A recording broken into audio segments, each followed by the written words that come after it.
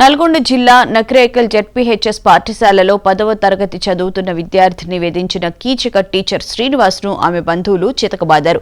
గత కొంతకాలంగా విద్యార్థిని లైంగికంగా వేధిస్తూ ఉండడంతో ఆమె తల్లిదండ్రులకు విషయం చెప్పింది.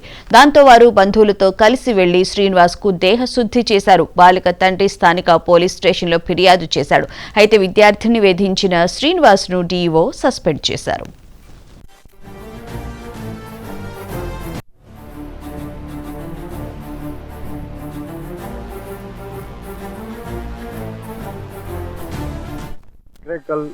మా కూతురు జెడ్పీహెచ్ఎస్ హై స్కూల్లో చదువుతున్నారు.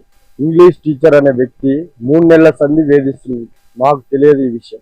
అన్నం తినట్లేదు. ఏంది బిడ్డ అంటే నైట్ 11ంటికి 3 నెలల తర్వాత చెప్పిన విషయం ఏమనగా డాడీ మాకు ఇంగ్లీష్ టీచరు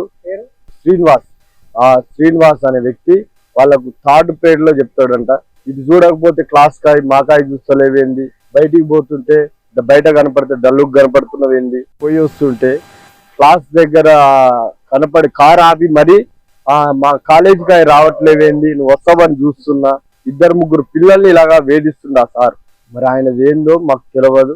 లేకపోతే ఆయన గవర్నమెంట్ టీచరా లేకపోతే గురువు అని దేవాలయాన్ని నమ్మి పంపిస్తాం. ఇటువంటి వ్యక్తిని మేము ఎంతవరకు మేము చదువుకున్నాం, మా కొడుకు వాళ్ళనే చదువుకున్నాం, అందరం చదువుకున్నాం.